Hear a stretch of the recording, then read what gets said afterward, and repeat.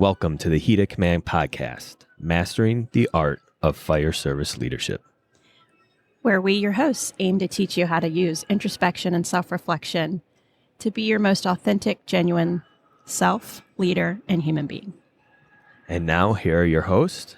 This is Kyle Matousek and Kerry Henderson. Thanks for joining. Welcome to our next episode on our discussions and interviews with our generations in the fire service. Today, we get to go into my generation and talk a little bit about millennials in the workplace. And I think this is a really cool generation right now because we're starting to see millennials enter leadership roles within our industry.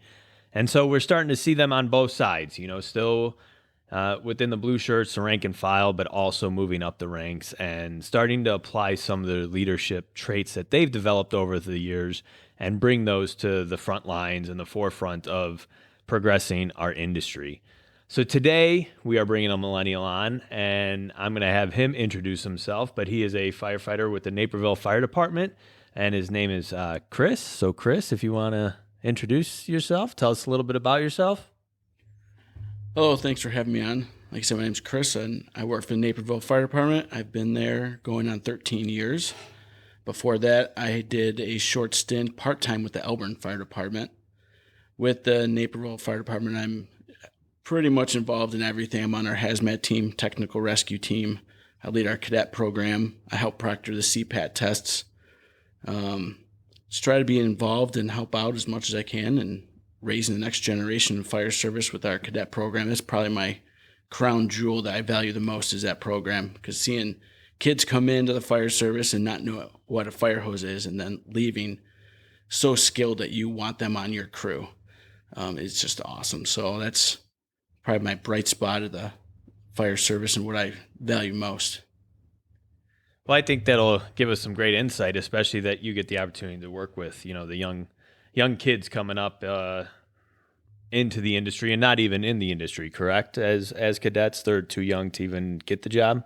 Right. It's like high school students and early college students. Yeah. So you have a big impact on, trying to fill those gaps in terms of recruitment and retention is what we're seeing here, especially in Illinois. Kerry doesn't see the same things we're seeing within retention and recruiting at her department. So that's pretty exciting. And you're also an acting officer, correct? Yeah, I'm currently assigned to our Station 1 as the acting officer. All right. You also get to see a lot with the next generation. So your firsthand knowledge of what Gen Alpha is going to be and what we get to look forward to with the next generations coming in. So a lot of Gen Zers coming through your cadet program. Oh, yeah. I think it's a mixed bag. You get some students that fit right and catch on, and then there's other learning styles that you have to adapt to. So it really tests your teaching ability and leadership skills to get this next generation up to speed to where we're at. So as we look at millennials, and we always talk about the generalities of millennials and each generation, and we understand that they might not all apply to us, but millennials really are hard on this work-life balance. There was a time where everybody got a participation trophy, for the sports that we played and how that parlayed into our careers and how that shaped us. So give us a little bit maybe about how you look at leadership, your approach to it, and how you, through your history and your past, like how you came to that. A little with the participation trophies, I find that to be a little funny because I was going through some stuff that I have stored from when I was a kid, and I came up with this bowling trophy, and it said first place. And I was showing my kids that, and they're like, "Oh, that's awesome, you're first." I'm like, "Nah, don't think too much of it," because my handicap was super high, and it pretty much showed up, and we got first place in my group. So, I tend to think negatively of those things, and you have to earn what you get. I'm just not one that, like the helicopter parenting type thing with those aspects. I'm of a different mindset, not your, atypical millennial. The one with the old soul, work hard for what you get, earn what you get, and don't be happy with getting handed something. Mm-hmm. And then, Sorry, Kyle. It's been interesting. Every person that we've interviewed for each generation, we've come in pretty hard on like, all right, you're a baby boomer. You've got to be these things. You're Gen X. You've got to be these things. And what Kyle and I have figured out pretty quick is like so much of it's not true. Like we have pegged generations hard, like participation trophies, and Gen Xers are cynical and baby boomers are hard-headed or whatever, but every person we've interviewed has not fit the mold. And so right off the bat, here we are with you, Chris, and same deal. It's just, I think Kyle and I have learned our lesson that, it's not as hard and fast as we thought it would be. Yeah. And, as we continue down this, it's almost like we need to stop the conversation across the board, not industry-wide, countrywide, whatever, on generational differences. Like that conversation needs to end. And it's almost, how do we meet younger people where they're at and then tell them why we are the way we are? And then you could get rid of the whole generation umbrella and putting people under this certain things. It's just learning how to progress every industry out there and progress a way of human life and how environments and events have impacted us and made us who we are, understanding that, passing on the strengths of those lessons to the younger people coming in, and then, allowing them to continue to grow and not make the same mistakes we did. So yeah, it's just been very interesting. It's almost like, we need to stop these generational conversations and just learn how to be decent human beings and spreading our knowledge on to younger people to keep progressing in industry going forward. So with that, and in the position as a cadet, and you're seeing, high schoolers, so that, we're starting to look even past the Gen Zers. Like, how has that developed you as a leader? What are some of kind of those lessons that you have learned? And then I guess on top of that, this is going to be kind of a loaded question here, but how do you meet them where they're at, or do you expect them to meet you where you're at? One thing I look for right away is like, we changed our whole process of how we accept kids into our program, because we're finding if we just take everybody, it's not going to work out for them. Fire service isn't for everybody. So when we changed to one-on-one interviews, some things I like to look for in them: are you a football player? Are you a basketball player? Are you part of team sports? I really like, and I've seen a huge difference in kids who play team sports come into our program versus ones who are never been a part of sporting, that they stay home, play video games all the time, and don't communicate with other people, don't have an authority figure like a coach, so a non-parent authority figure that can yell at them in their life. And I've noticed a big communication difference in those kids and performance, because they don't know how to act with other people as part of like a fire company. So when we got those in, it was very hard for us. And how I deal with that is I take the officers that are cadets and I tell them, hey, I want you to go one-on-one with this person and teach them. And so I put the onus back on. I lead our officers, and then those officers will bridge that gap, and we bring it up that way. And I found that way to be very successful, using kids of their own generation to help mold them and help them grow. I love that. And it's interesting, your theory on the teams thing, because I felt like that too. I felt that way, that when we do recruitment events and go out there and look at the next generation, that people that have come through some sort of organizational group like that do fit in or do a lot better. I have seen that too. And you're right. They know how to lean on someone else and how to depend on other people and how they have to pull their own weight and do their own part as part of the team. So. And I do this when I say that a non-parent that can yell at them, I don't mean I yell at all our cadets, because that's one thing. I don't yell at all. I try not to yell at all, because that's not how people learn. If they're so nervous they're going to screw up, they're never going to perform well. So I try not to yell at them. But when we do high-stress events like live fire training and you have to talk firmly to somebody, I don't want that to be the first time that that's happened, so that they cower down and they don't perform well. So that's what I mean by a non-parent that yells at them. I don't yell. I talk firmly in a commanding voice, I guess.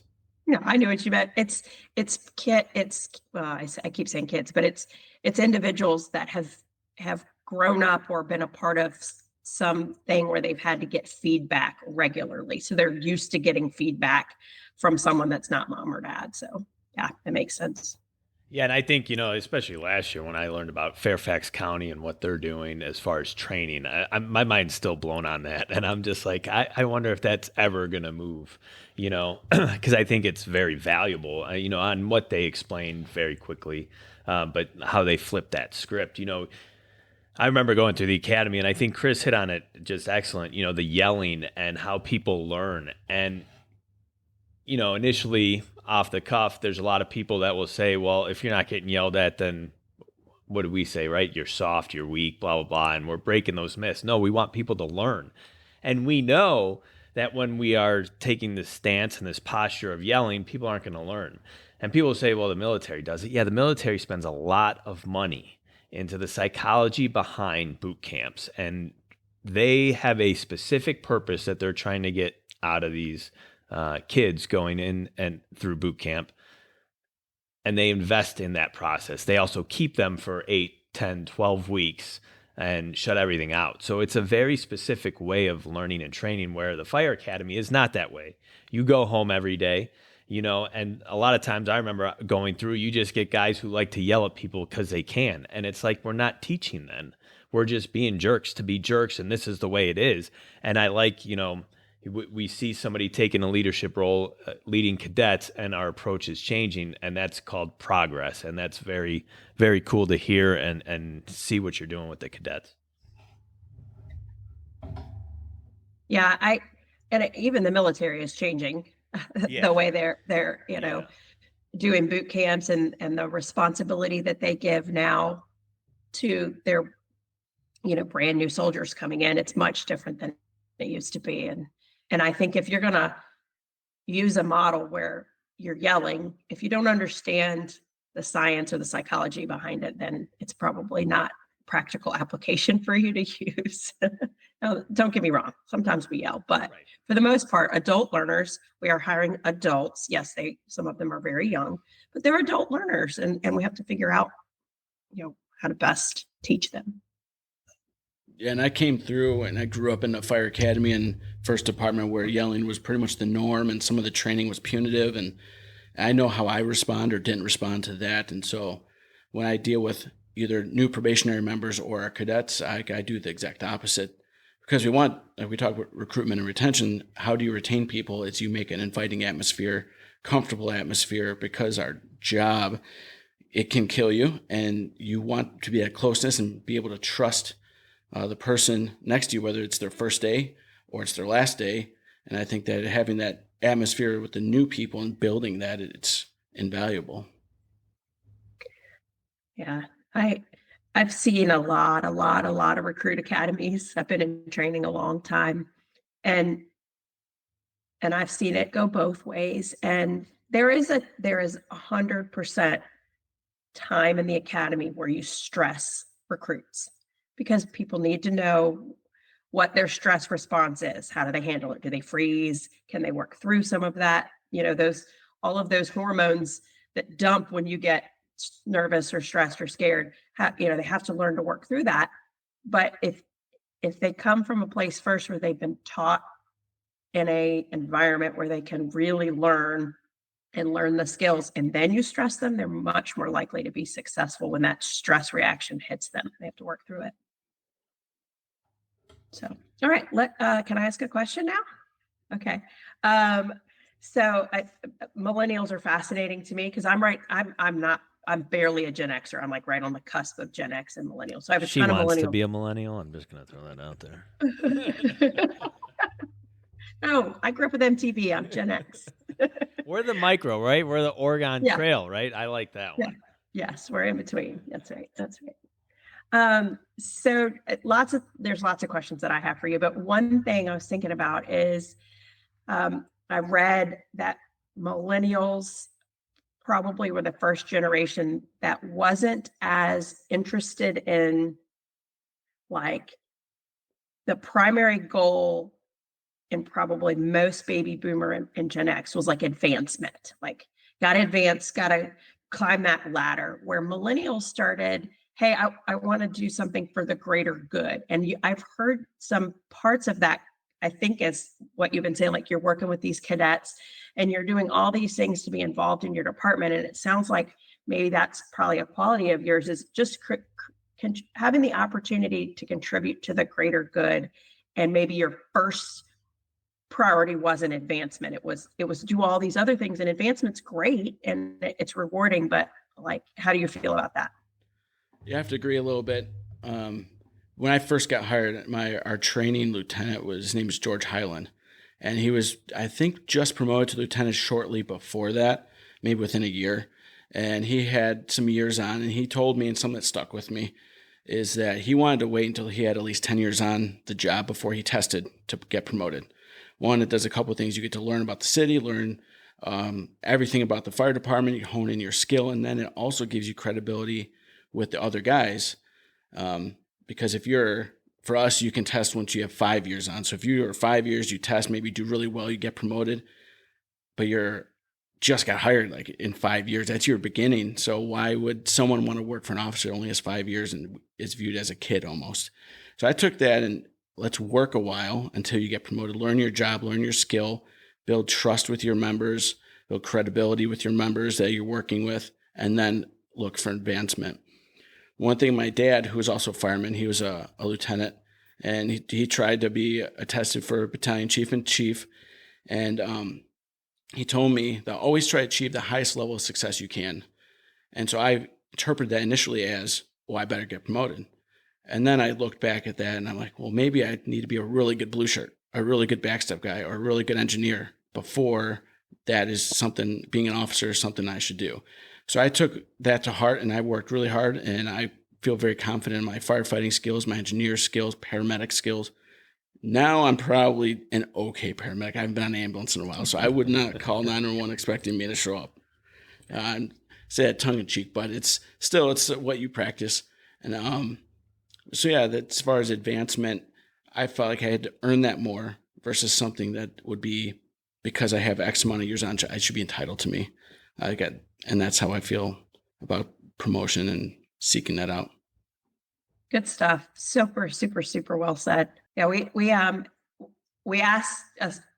I asked the question a little bit differently to our baby boomer and Gen X, but I did ask them about how do they feel like about seniority? Like should seniority count a great deal towards promotional process? And that you're kind of alluding to that, like, no, it's all the other stuff. It's all the other stuff you put in other than just being here X number of years. And we did ask our baby boomer and our Gen X about work-life balance. How do you manage your work-life balance? What does that look like for you? That's a really tough one. Again, looking back, and I learned from, like we all do, learn from watching our parents and having a father who's in the fire service. I look back and try to model myself after him to a point. He did his shift A and then he would go work. He worked for Kmart for a real long time. So he worked there on his days off. And then when that career ended, he worked in the fire prevention bureau. And so he was always working and he was never home. And some people can look at that as, oh, he didn't want to be home, didn't want to be a part of us. And he loved the fire service, wanted to be in on that. But it also afforded my mom to be able to stay home with us. So I look back and like, well, that's awesome that he sacrificed that for us. But it's not exactly the roadmap I'm trying to take. Like, I like my time off. I love it. And I know a lot of guys of the millennial generation do like their time off. They like to travel. A lot of my friends I see traveling way more than I do. But as far as work life, it's super tough, especially being part of the cadet program. I get emails, phone calls, text messages all day long. So to try to ignore them and focus more on family and myself, it's a struggle every day. Like, you wouldn't think that, oh, it's just a cadet program, you're not going to get that much. I get inundated with emails all the time from parents, prospective cadets, fire chiefs, people from other departments that are looking to start a cadet program. They want my advice. So it's a lot of time and effort into that. So there's some times where I just have to delete all the email apps, the training apps on my phone. And it's like, nope, not today. So it is tough. And it's a struggle. I'm going to go backwards for a second. I was sitting here pondering when you two were talking about success and what success looks like for the millennial generation. And I think that was an awesome question.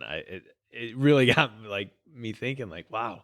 And I look at my own organization and I look at people who are testing to move up, and there's like no millennials that want it, and it's like, that's interesting. So what, redefining success, I guess, what are you seeing in your organization as far as people taking the next lieutenant's exam or battalion chiefs? Are you seeing less and less of younger people wanting to move up quicker? I think we're organizationally in a different spot than most departments. Back about 20 to 30 years ago, our department grew, our city blew up.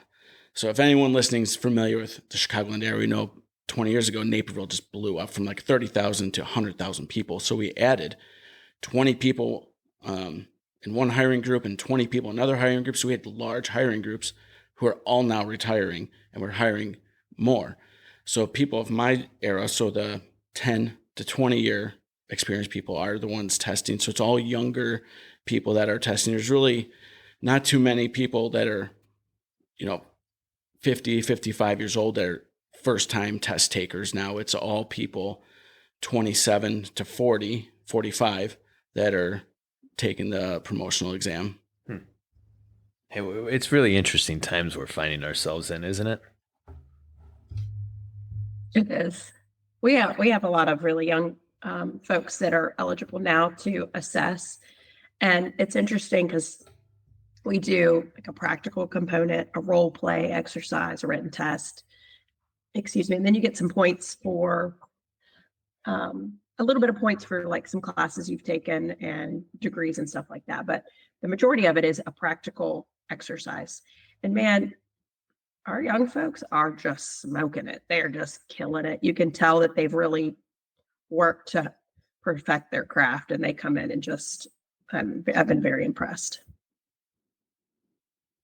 Yeah, it's almost like, and you probably could attest to this more than us as, your career being a little bit longer, but it's almost the profession itself has gotten, for lack of better words, more professional, if you understand kind of what I mean by that, as in terms of, education and certifications and the job that we do. It used to be, just an extremely blue collar job. I'm not saying that it's not anymore, but just people off the streets would come in, they get on a fire truck, they go run into a house with a hose. And our job is so much more than that now. It's almost like there's a lot of more professionalism behind it than I think maybe it was 30, 40 years ago.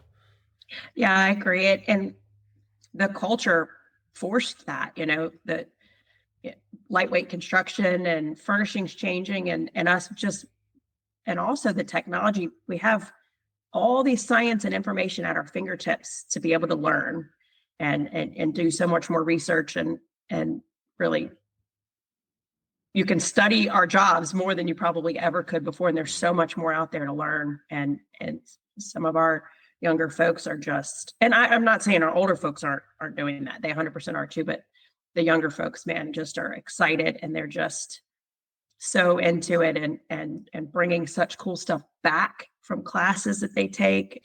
That's one thing with it. I think we're alluding to, like, having a degree and education in the job. It's like all of our chiefs in our department have advanced degrees, whether it's through the National Fire Academy or just any school. And then you see it working down the chain of normal blue shirt guys. My crew, our last bid cycle, every night after dinner and after everything's all wrapped up, they're both on their laptops. I'm like, what are you guys doing? Like, oh, I'm finishing up my degree. I'm like, oh, I really need to do that.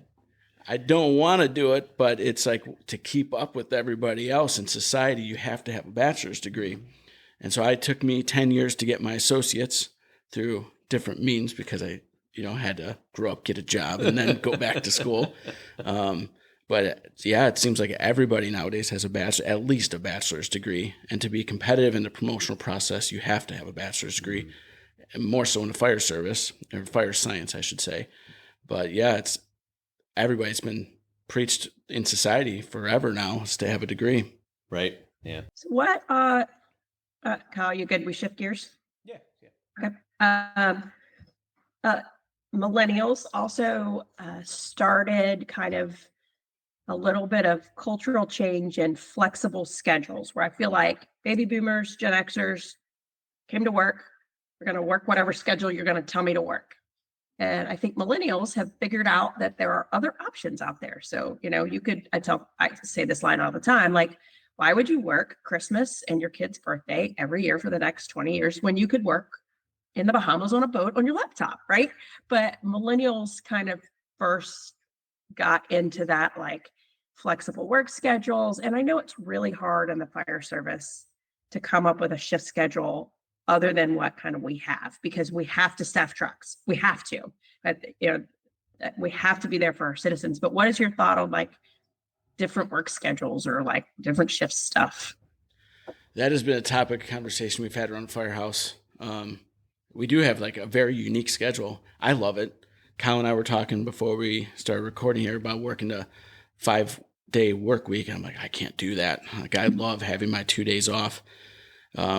Other schedules, like I've heard, I know our city here in Elburn, they're going to be moving to a 48-96 schedule.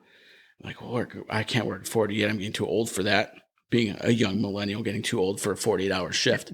But when you're running all night long, it kind of wears on you. But schedule-wise, I think our schedule is awesome. I know other busier departments, they'll run, day shifts and then night shifts and then switch and all that. And I don't know, I guess it's all what you're used to.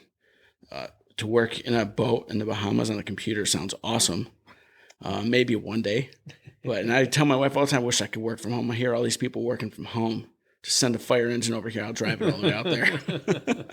But yeah, it would be nice to have a flexible schedule, but it's, again, all what you're used to. Like, we take 1 day off, we have a week off.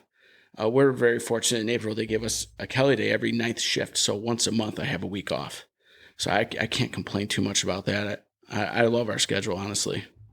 Yeah, that sounds good. I love the shift schedule that we have here where I live too. I like it too. It's just something I hear sometimes, especially it's probably more Gen Z, trying to appeal to Gen Z is some sort of different schedule. And we're getting so busy here that I wonder if 24s will be sustainable. Will you just be exhausted from running just all night long, 24 hours at a time? So, yeah, we just put a new community EMS vehicle in service at the beginning of the year. And when they're beta testing it and sending surveys out to the job, that was one of the things that they asked about, because they're a citywide vehicle and they can run a ton of different calls. Would a 24/72 schedule be better? Because they could be up for 24 hours based on the type of calls that they're going to be running and follow-ups that they have to do and all that. And that ended up not going that way, but it was talked about of running the 24/72 because of the increased workload that vehicle would have. And I think there was a lot of interest in switching to that based on the survey results that I was able to see. and that's so awesome that your department is at least having the conversation, that they're at least going, do we change, because that's a change from something you've always done. And just to be cognizant and willing to have the conversations about it is what Kyle and I talk about all the time, is at least have the conversations about what's best and not staying the same all the time. Yeah. And I don't know, it's almost, you look at millennials and I just remember getting on a job and all the bad things that were constantly said about our generation. And, one of the biggest things I remember is they always want to know why. They always ask the question, why? And as we talk about, I think collaboration is very important, especially when you start getting younger people in that are more educated, that, have degrees, even though I understand it's not the practical job of firefighting, but having a background, an educational background, your analytical thinking could be better, right? So it's like having that mindset of thinking and why are we doing these things? Can we do it better? Do you think, I really don't know how I want to put this, but in terms of that, asking why, in the beginning of your career, was that kind of an issue you were confronted with coming in as a new millennial? And then as we have progressed, as asking that question why and establishing more collaborative efforts, has that been proven to be beneficial where you're at? I think having a higher education, it just helps you critically think better. But that also can come with other class in the fire service you take too. Mm-hmm. Like they offer a wide variety of stuff. So I think it definitely helps your critical thinking. And one thing that I'm a huge hands-on learner. I don't like to sit. I don't like PowerPoints. I hate PowerPoints. And when I took over our cadet program, that's all they did was PowerPoints for 3 hours every 2 weeks, and the attendance showed. And I vowed to them I'll never do a PowerPoint. And it took like 4 years, and I'm like, okay, I got to do a PowerPoint. We got to do this. We got to have the classroom education. Right. I found out that I was teaching and developing very, very good people to go out there and do hands-on any skill you want them to do. They can do it with their eyes closed and backwards. But then the critical thinking aspect of stuff, it wasn't quite there. So we tried to get more classroom stuff. Maybe it's just not my forte, which is why it didn't 100% work out. But I feel that there has to be a dichotomy there, the practicals versus the classroom stuff, to really hone in your skill and develop not only as a firefighter, but as a person and all of that. That was one thing I'd forgotten about, Kyle, that I'm glad you brought up is the millennials and Gen Z starting to ask why. I think Gen X too started the why. Yeah. Why, and maybe not as much, but involve me so I can understand better. And I wonder if when Gen Xers started to ask why, millennials started to ask why, did it cause heartache because we didn't have good answers? Right. It's like, it was, oh, well, this is because of how we do it, right? So the why, we weren't mad that you had all these questions. We were mad because we didn't have the answers to why we were doing things the way we were doing, or maybe it was the people before us. But yeah. Well, one thing I've come across, and maybe it's just the people I was dealing with, but it could be in general, is like when you have an officer and you go, well, why did you do that? That can be taken one of two ways. One, if you're like, oh, you want to learn why I did this? Okay, come here, let me show you how it is. Or it could be like, are you second guessing me? Why are you asking why? And I'll tell my officer, like when I go there, I'm going to ask you why. Don't take offense to it, because I'm learning. I'm an acting officer. I want to be an officer one day. Not only do I want to be an officer, I want to be a good officer. So I'm going to ask why all the time, to the point where you tell me to shut up. And that's what I do. And I've been very, very fortunate to have good officers and good leaders to be mentored under, that asking why was never a bad thing. It was highly encouraged. So that's what I always tell our new guys and our cadets, is like, please, if you don't understand anything, ask why. I'm not going to take offense. It's a great opportunity to teach you why. So I do think asking why has had a bad name to it, and because people feel that they're being second guessed when it's just not the case. Yeah. And I love that you were cognizant enough to tell your officer, hey, this is why I'm asking it. So that he's, his guard is down. Like, oh, okay. You're not second guessing me, and you're just, asking to know and to learn. And so for you to take that approach helps the officer too, not immediately get defensive. So that's good stuff. Through all our interviews, it's been cool because you kind of see the progress, right? Like it's and how the progress has happened. Because now, and you could correct me if I'm wrong, if your cadets ask you why, they don't need to preface with, hey, it's because I really want to know and I'm not second guessing you, right? Right, that's correct. Yeah. Right. So, you see how he could see it a later generation being like, hey, I got to approach this correctly, because if I don't, it's going to be misconstrued, and it's going to be looked at as me being aggressive, and they're going to get defensive, shut down. So this is how I have to approach it, which, great job. But then when I'm in that role, in that leadership role, you don't need to preface with that. I got it. If you ask why, I'm going to give you an answer why, and I'm not going to take offense to it. So it's just cool how we just could see and illustrate how everything just continues to progress in a good way. So awesome. Yeah. And I think when I can remember when I was in the fire academy, as a young Gen Xer back in the day at the fire academy, and sometimes I would ask questions, but a lot of times it was like, I don't want to seem stupid, and I don't want to ask a dumb question, because there wasn't a big culture of asking questions yet. And so I wouldn't ask, and then I wouldn't be quite sure how to do something or what we were supposed to be doing. And then I'd get yelled at, and they'd be like, why didn't you ask? It's like, well, you really didn't want me to ask. It wasn't really set up that way. So yeah, and we have evolved. Oh yeah. Yeah. One thing in terms of asking questions is when I was first getting all my certificates to take the lieutenant's test, we had to take the company officer handbook. I was one of the first ones on our job to do it and go through the whole thing. And I was doing shadow officer time on our engine, and we got a fire alarm. And so we're going, and a truck company was coming with us from a different station. And so we get there, and ADS is there. They're just working on the alarm, forgot to take it out of service. I'm like, okay, I know I need to return the truck because we don't need them. It's not a fire, not an emergency. And I turned to my officer, I'm like, Brandon, what do I do? I had no idea what to do. So I had to ask him, and I tell all the new people, pay attention to the rank above you so you can learn, ask questions, ask that why question of, okay, you return them.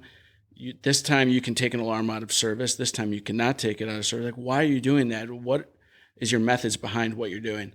And I found that experience on the scene of a call to be very humbling because I hadn't asked too many questions, or when I'm riding backwards, like we like to call it riding stupid because you can zone out and play games on your phone and do whatever.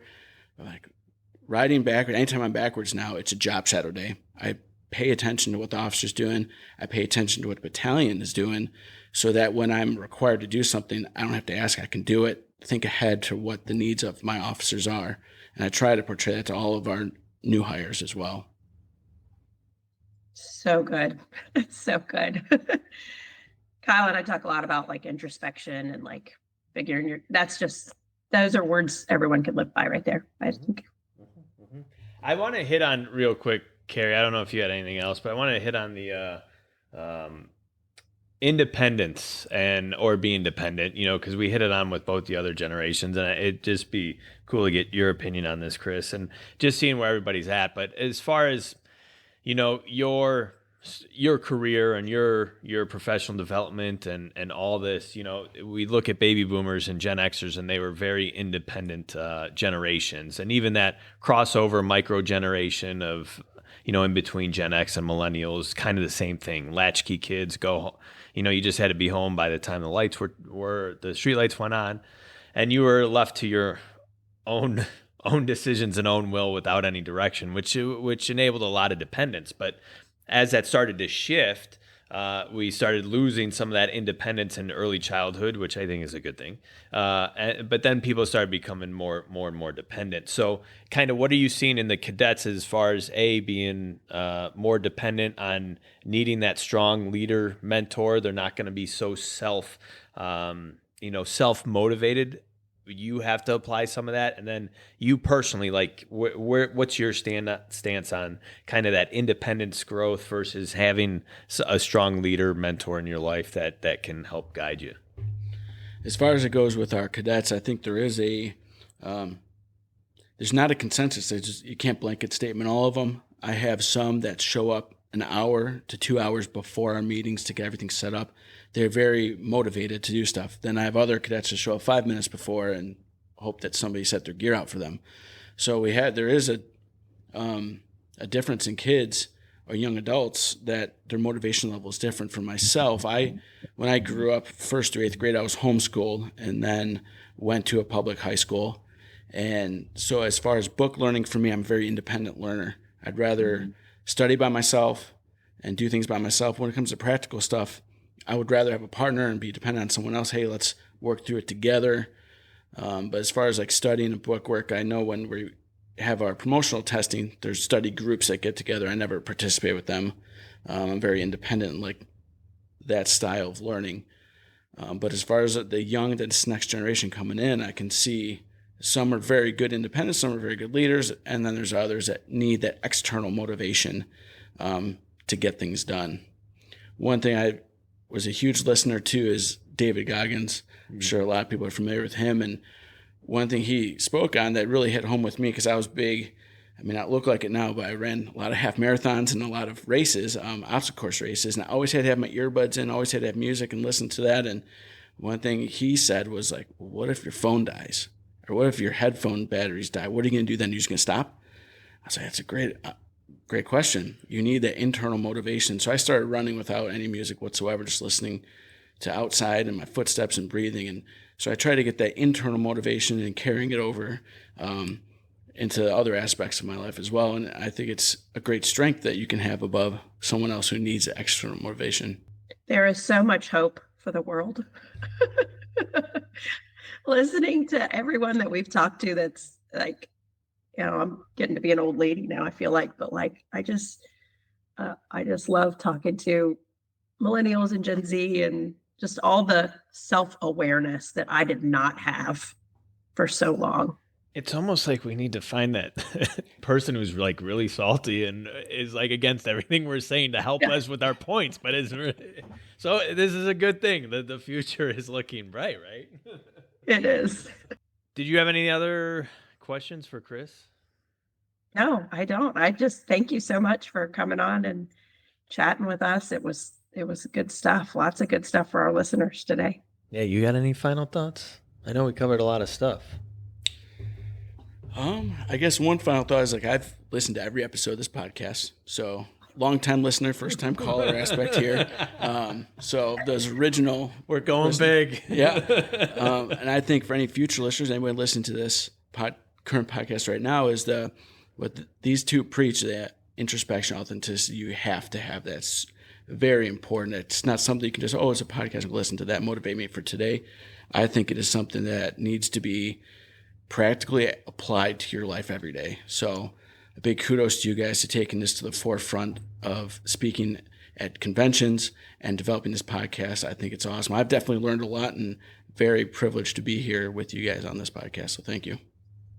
Well, thank you. We're happy that you came along and wanted to do this, and maybe we'll get you on in the future and you could be like our PR guy or something. If you're paying me the same, maybe I'll be back. All right, we're done. Thank you. That was amazing. Yeah. As we wrap up another episode, this has been Kyle and Kerry from the Heat of Command podcast.